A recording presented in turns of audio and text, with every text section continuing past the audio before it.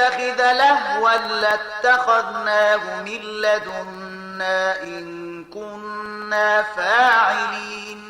که مونږ څه د لوبو وسایل جوړول غوښتلی او همدغه زمونږ کړنچاره وای نو له خپل لوري به مو کړي وای. بل نقذف بالحق على الباطل فيدمغه فإذا هو زاهق ولكم الويل مما تصفون. خو مونږ پر باطل باندې د حق گزار کوو چې د هغه سر ماتوي او هغه ګوري محوه کیږي او ستاسې لپاره د هغو خبرو له امله تباهي ده چې تاسې جوړوئ.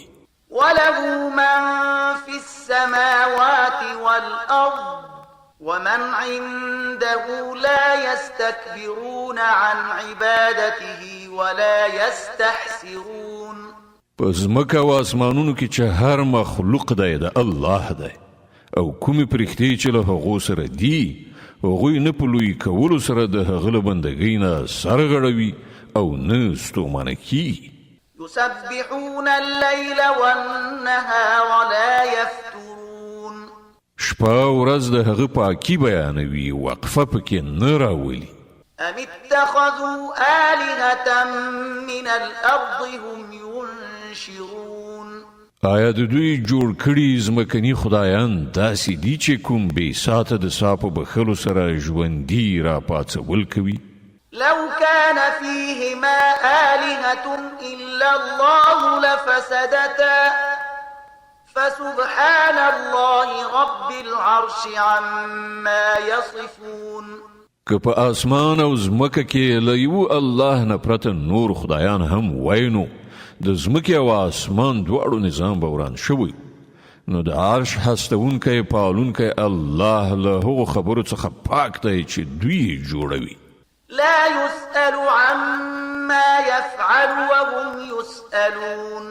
هغه د خپلو چارو لپاره د چا په وړاندې پوښتندوی نه دی نور ټول پوښتېدل کیږي.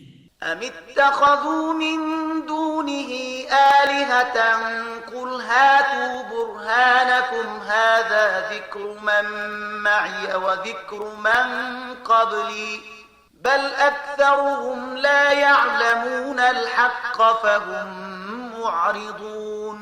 آیا له هغه پرته دوی نور خدایان نیولي دي؟ ای محمد دوی ته ووایه چې راوړئ خپل دلیل. دغه کتاب هم موجود دی چې په هغه کې زما د زمانې د خلکو لپاره نصیحت دی او هغه کتابونه هم موجود دي چې په هغو کې له مانه د مخکې خلکو لپاره نصیحت و خو د دوی زیاتره کسان له حقیقت نه ناخبره دي ځکه خو مخ اړوونکي دي. وما أرسلنا من قبلك من رسول إلا نوحي إليه أنه لا إله إلا أنا فاعبدون.